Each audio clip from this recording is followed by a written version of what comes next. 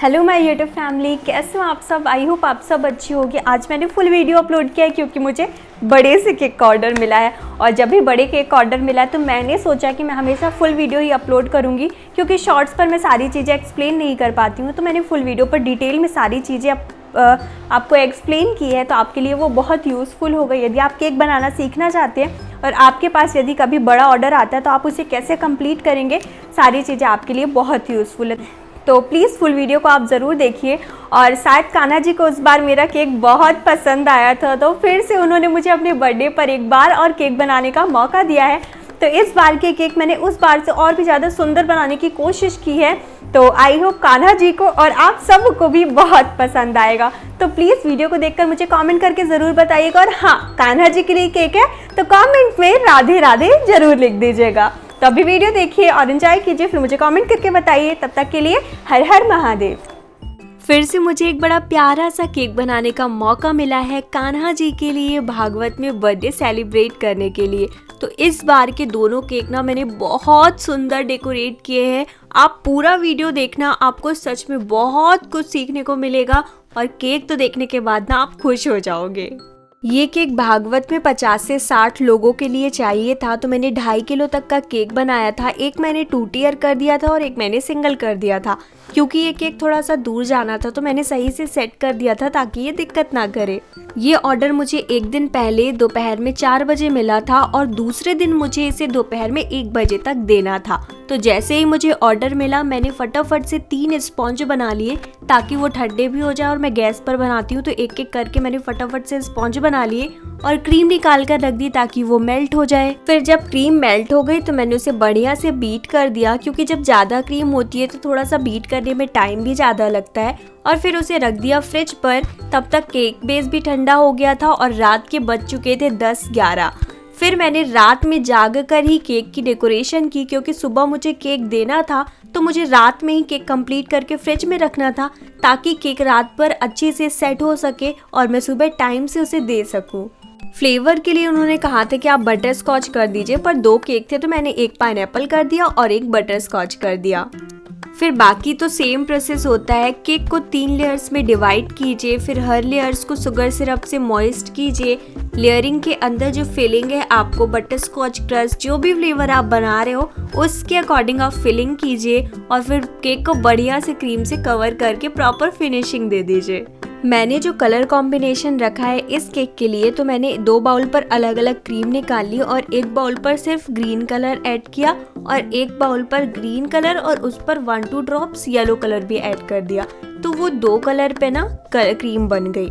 एक proper green colour था और एक पैरेट ग्रीन टाइप सा कुछ कलर बन गया था। तो इसी कॉम्बिनेशन पर मैंने इस केक को कंप्लीट किया और फिर ऊपर मैंने कुछ लिक्विड कलर के ड्रॉप्स ऐड करके उसको टैप टैप सा कर दिया ताकि वो थोड़ा सा ना वो मक्खन वाला फील आ जाए।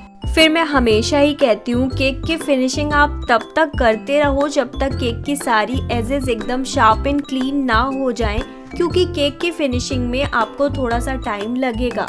पर यदि आप बार बार कोशिश करोगे तो केक पर बढ़िया तरीके से क्रीम की जो फिनिशिंग है ना वो आएगी और तभी आप जो भी डेकोरेशन करोगे ना वो बढ़िया दिखेगा। यदि आप ऐसे ही केक पर डेकोरेशन कर दोगे तो केक ठीक ठाक तो दिखेगा, पर जो फिनिशिंग के साथ डेकोरेशन होती है ना उससे केक का लुक बहुत ज़्यादा बढ़कर आता है। तो केक की फिनिशिंग पर आपको बहुत टाइम देना है, चाहे कितना भी टाइम लग जाए आपको बार बार करते रहना है। तो देखिए इस केक को मैंने यहीं तक कंप्लीट करके फ्रिज पर रख दिया था ताकि ये आराम से सेट होता रहे और फिर मैंने दूसरे केक पर काम करना शुरू कर दिया था। फिर बाकी की डेकोरेशन मैंने उस केक को भी क्रम कोटिंग करके फिनिशिंग देकर रखने के बाद की थी।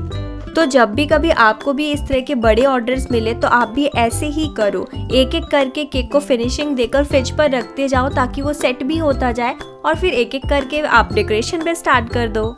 फिर ये ले लिया मैंने pineapple cake base. Same process से मैंने इसको भी 3 लेयर कर दिया। लेयर्स के अंदर फिलिंग में मैंने सिर्फ क्रश का यूज़ किया है। आप चाहो तो थोड़ा सा टूटी फ्रूटी भी क्रश के साथ ऐड कर सकते हो, टेस्ट बहुत अच्छा आता है। और फिर क्रीम भर भर के लगा के जितनी क्वांटिटी आपको सही समझ में आए, क्योंकि केक पर बहुत ज़्यादा क्रीम भी अच्छी नहीं लगती है। लेयर और क्रीम जो है वो इक्वल क्वांटिटी पर ही होने चाहिए। तो सही से क्रीम लगाकर आप केक पर फिनिशिंग दे दो और फिर मैंने इस तरह से ऊपर थोड़ा सा लिक्विड येलो कलर में थोड़ा सा वाटर ऐड कर लेती हूँ मैं और इस तरह से टैप टैप करके और फिर डिज़ाइन बना देती हूँ तो वो साइड पर येलो वाला इफेक्ट आ जाता है। और इसी तरह से मैंने वाले केक को फ्रिज पर रखने के बाद एक छोटा सा केक जो मैंने 1 कप प्रीमिक्स लेकर बनाया था, सेम प्रोसेस से मैंने इस केक को भी कंप्लीट किया और उसी तरह से मैंने येलो कलर से टैप टैप करके साइड पर भी येलो कलर से इफेक्ट दे दिया और सिलिकॉन वाले ब्रश से मैंने इस तरह से एक डिज़ाइन बना दी।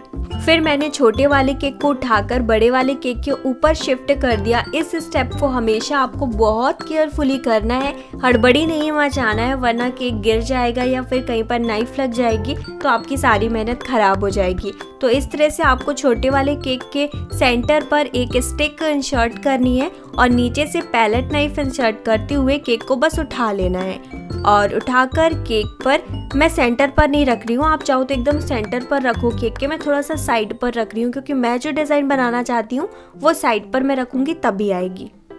और एक ज़रूरी बात आप हमेशा ध्यान रखना, जिस भी केक को आपको उठाना है दूसरे केक पर रखने के लिए तो उस केक के बेस प्लेट के नीचे आप क्रीम मत लगाओ। जैसे मैं गलती कर देती हूँ, मैं भूल जाती हूँ और मेरी आदत है तो मैं बेस प्लेट पर क्रीम लगा देती हूँ। फिर जैसे मैंने छोटे वाले केक के बेस प्लेट पर नीचे क्रीम लगा दी थी तो फिर जब आप केक उठाते हो ना तो वो चिपक जाता है, उठने में थोड़ा सा दिक्कत करता है। तो आप क्रीम मत लगाओ बेस प्लेट पर, डायरेक्ट आप लेयर रख के जैसे आप केक पर फिनिशिंग देते हो, आइसिंग करते हो, वैसे आप आइसिंग करो तो आपको केक उठाने में बहुत आसानी होगी। फिर इतना काम कंप्लीट करने के बाद मैंने छोटा वाला स्टार नोजल लिया है और उससे छोटे छोटे फ्लावर्स के बंच बनाए हैं केक पर दूर दूर। फिर केक की लुक को कंप्लीट करने के लिए मैंने व्हाइट क्रीम से ऐसे छोटी छोटी मोती वाली डिज़ाइन बना दिया डॉट डॉट रखकर, और जब मैं इस पर सिल्वर डस्ट कर दूंगी ना तो ये सारे डॉट डॉट एकदम मोती जैसे उभर कर दिखेंगे। फिर मैंने फ्लावर्स के जो बंच बनाए थे उस पर गोल्डन डस्ट कर दी तो वो भी बहुत प्यारे लगने लगे। और फिर एक मोरपंख लगा दिया और हमेशा की तरह केक पर मटकी ना हो और मक्खन ना हो तो केक तो भाई अधूरा है, तो एक मटकी रखकर मक्खन लगा दिया और एक लिख दिया बढ़िया सा राधे राधे।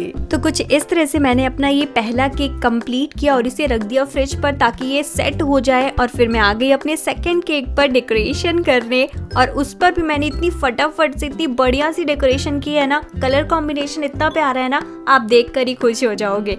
तो चलिए अभी हम अपना सेकंड वाला केक को कंप्लीट करते हैं। फिर मैंने बस एक ही नोजल से केक के टॉप को हाफ कवर करते हुए और केक के बॉटम पर हाफ इस तरह से कुछ डिज़ाइन बना दिए जो कि बहुत इजी एंड क्विक डिज़ाइन है, आप ट्राई कर सकते हो। और फिर केक पर मैंने एक मटकी रख दी जिसके बिना केक का लुक अधूरा है और इस पर बना दिया मक्खन। इस बार मैंने मटकी डेकोरेट नहीं कर पाई क्योंकि टाइम बहुत कम था। अब मैं नेक्स्ट टाइम से मुरली, मटकी ये सारा कुछ डेकोरेट करके रख लूँगी ताकि जब भी कभी अचानक से ऑर्डर आए ना तो मेरे पास ये सारी चीज़ें रखी रहे। इस बार मेरे पास ना बंसी नहीं थी, फिर मुझे बहुत ज़्यादा प्रॉब्लम हो गई। मैं कागज़ से बंसी बनाने जा रही थी, फिर एक दीदी है मेरी, उनके पास रखी हुई थी बंसी, तो मैंने उनसे मांग ली कि मुझे केक पर रखना है, तो फिर उन्होंने मुझे बंसी दे दी, तो मेरे केक का लुक कंप्लीट हो गया। तो वीडियो अच्छा लगा हो तो please like, share and subscribe. मिलते हो फिर जल्दी, तब तक के लिए हर हर महादेव।